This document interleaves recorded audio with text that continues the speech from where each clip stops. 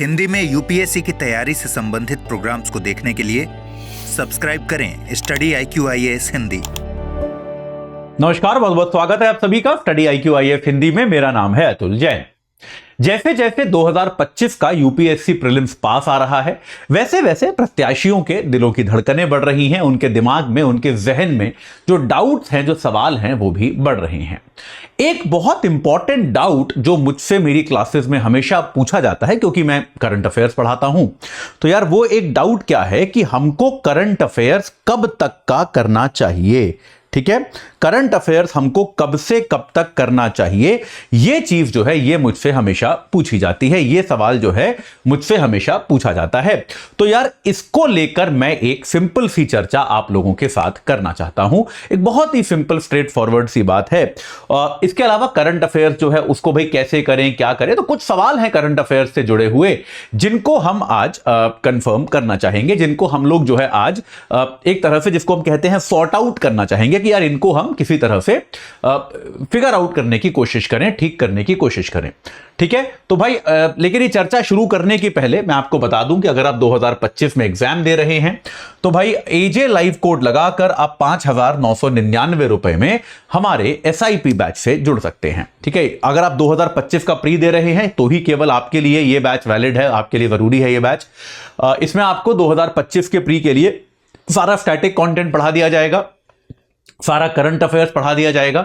इसके अलावा आपको जो है टेस्ट सीरीज मिल जाएगी और नोट्स मिल जाएंगे। ठीक है, तो आप जो है तुरंत अभी आप मतलब आप इस बैच से जुड़ जाइए। 20 तारीख से शुरू हो रहा है 8 बजे से, परसों मंडे सुबह 8 बजे से शुरू हो रहा है, तो भाई तुरंत जुड़ जाइए और अपनी तैयारी को एक सही आकार प्रदान कीजिए। चलिए साहब, अपनी चर्चा पे हम वापस चलते हैं।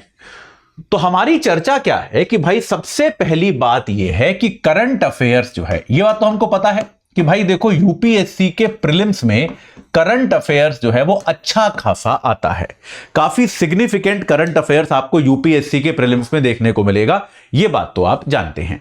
ठीक है, आमतौर पे आप ये देख सकते हैं कि करीब 11 क्वेश्चन तो करंट अफेयर्स से सीधे सीधे 10-11 क्वेश्चन तो सीधे सीधे ही आते हैं, और इसके अलावा कई सारे क्वेश्चंस जो होते हैं आपके विषय के स्टैटिक सवाल जो आते हैं वो करंट अफेयर्स से जुड़े हुए सवाल होते हैं। जैसे इकोनॉमिक्स में आप देखेंगे इकोनॉमिक कॉन्सेप्ट पूछा जाएगा, लेकिन वो किसी ना किसी तरह से करंट अफेयर्स से जुड़ा होगा।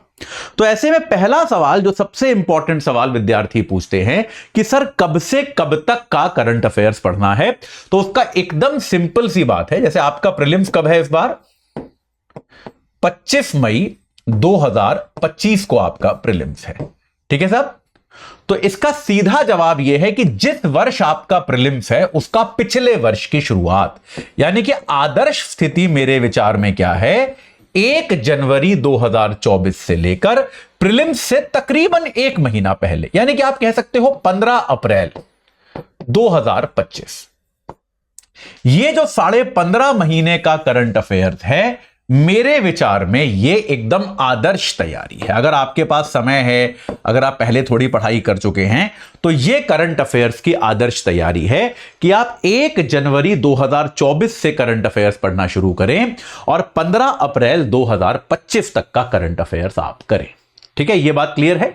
अब ये हो सकता है कि आपके पास समय थोड़ा कम हो, भाई होता है, तैयारी आपने बहुत ज्यादा करी नहीं है, अभी कुछ चीजें पेंडिंग हैं, कुछ विषय पेंडिंग हैं।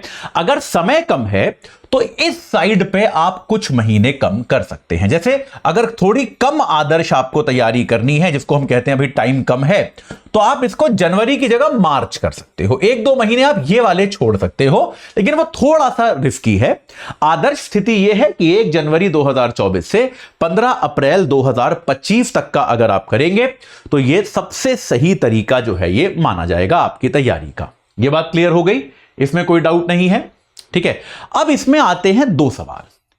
पहला सवाल जो है वो ये आता है कि यूपीएससी के अगर आप क्वेश्चन पेपर्स देखेंगे तो आपको कई बार ऐसे सवाल जो है वो देखने को मिल जाएंगे जो इससे ज्यादा पुराने हैं, कि आपको प्रीवियस ईयर्स में मान लो 2024 में कोई सवाल मिल जाएगा जो एक्चुअली 2020 या 2021 की घटना से पूछा गया है। तो आपको लगेगा सर ये तो 3 साल 4 साल पुराने करंट अफेयर से आया है, ऐसा कैसे हो गया, आपने तो कहा था 1.5 साल का पढ़ना है। बिल्कुल सही बात है, ऐसा हुआ है और ऐसा हर साल होता है, 1 सवाल 2 सवाल ऐसे पूछे जाते हैं। इसको लेकर 2 तरह के सिंपल से उत्तर है मेरे पास। पहला तो यह है कि कई बार क्या होता है कि खबर कई साल पुरानी होती है, लेकिन वो किसी कारण से इस साल भी चर्चा में रही होती है।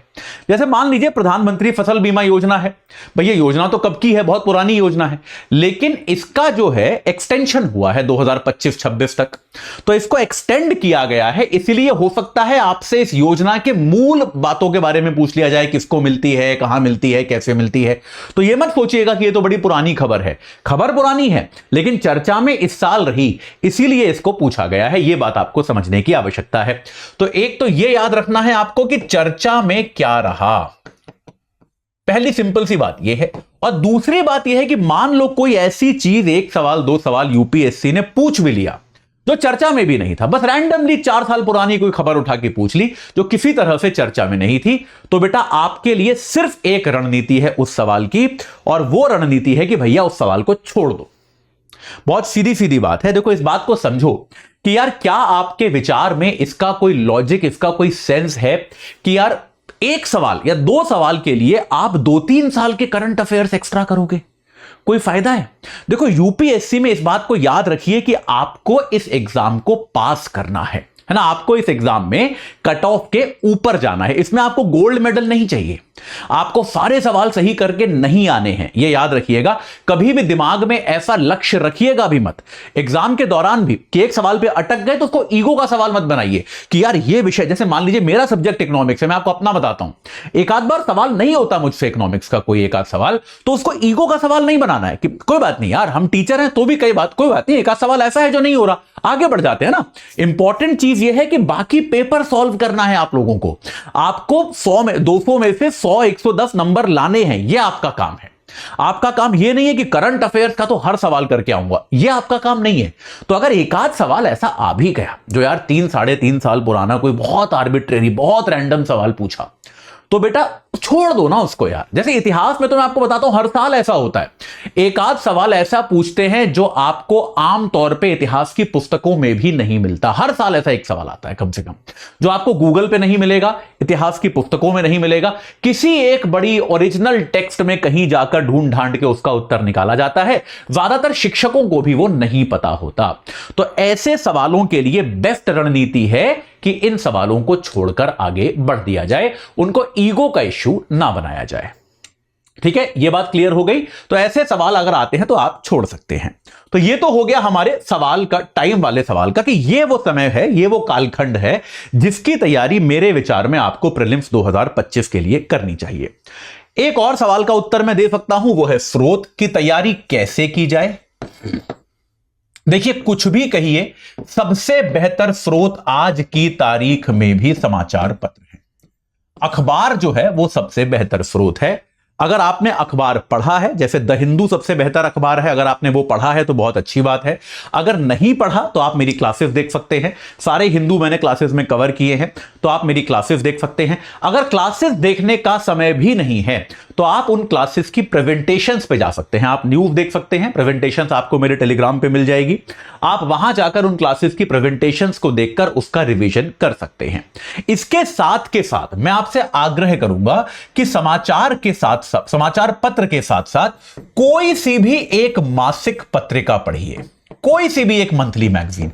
अब यह मत पूछना कि सर मैं क्रॉनिकल पढ़ूं कि प्रतियोगिता दर्पण पढ़ूं, कोई सी भी पढ़ लो यार, जो आपका दिल करे। यूपीएससी वाली, वो राज्य वाले नहीं, वो है ना, यूपीएससी वाली कोई एक मंथली मैगजीन आप लगा लीजिए, एक, बस एक से ज्यादा बिल्कुल नहीं, 3-4 मत खरीद लीजिएगा, बस कोई एक। और उसमें भी जो आर्टिकल्स वगैरह आते हैं वो पढ़ने की जरूरत नहीं है। जो न्यूज की कवरेज होती है कि भाई राजनीतिक खबरें, अंतर्राष्ट्रीय खबरें, जो न्यूज है केवल वो न्यूज पढ़िए।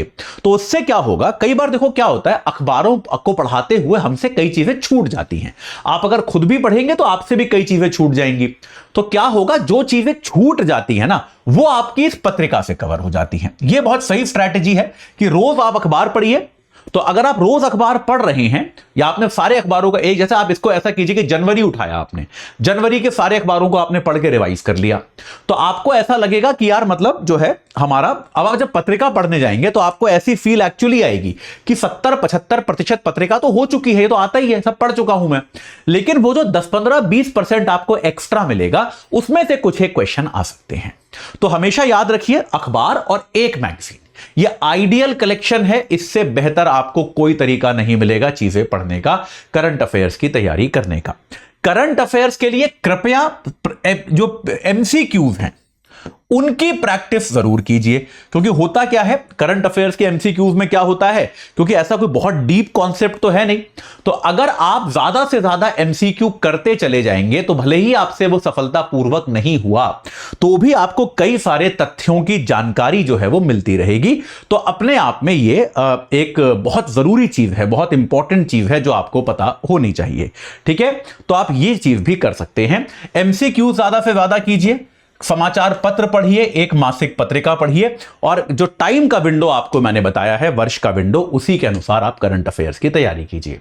करंट अफेयर्स की तैयारी से जुड़ा हुआ आपका कोई भी डाउट है तो आप कमेंट सेक्शन में पूछिए, मैं इस वीडियो के या तो उत्तर के द्वारा या फिर एक और वीडियो बनाकर उनका समाधान करने की कोशिश करूंगा। अभी के लिए इतना ही। जाते जाते आपको फिर से बता दूं कि भाई हमारा ये माफ कीजिएगा एसआईपी बैच जो है ये परसों यानी कि 20 तारीख सुबह 8 बजे से शुरू हो रहा है। एजे लाइव कोड लगा के 5,999 रुपए में आप इससे जुड़ सकते हैं।